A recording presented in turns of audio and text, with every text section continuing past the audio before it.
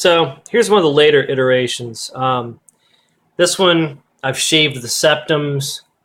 Um, I've fully gone through this. This is glass. It's probably about close to 600 grit, um, fully smoothed.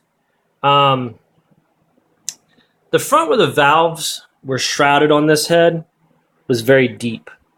There's a line, but it's smoothed.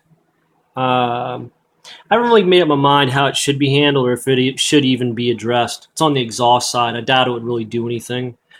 Intake valves, same deal as the other. Very smooth.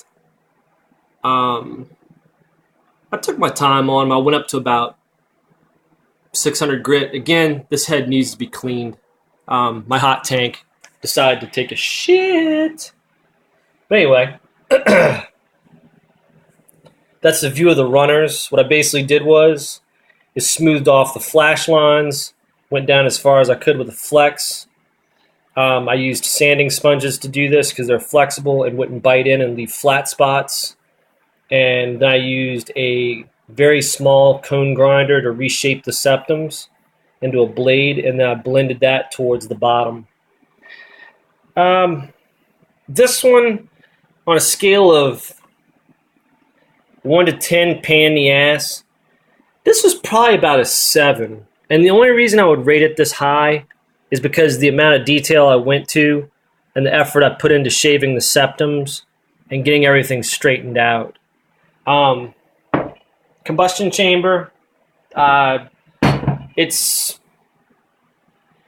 I did this up to about 400 grit, and then I brushed over it finally, and then I ran a polisher over it again. It's very smooth. The sides are even smoothed up. It's very smooth. It's glass-like. The Nissan casting, when they do it, it's grainy in some of these areas. So when you polish into it, you have to worry. Your main worry is to be taking off too much material and unintentionally lowering the compression or messing with the volume in between the chambers. I kind of took the short route and finally brushed over it to even it out and then polished it enough to knock the surface down.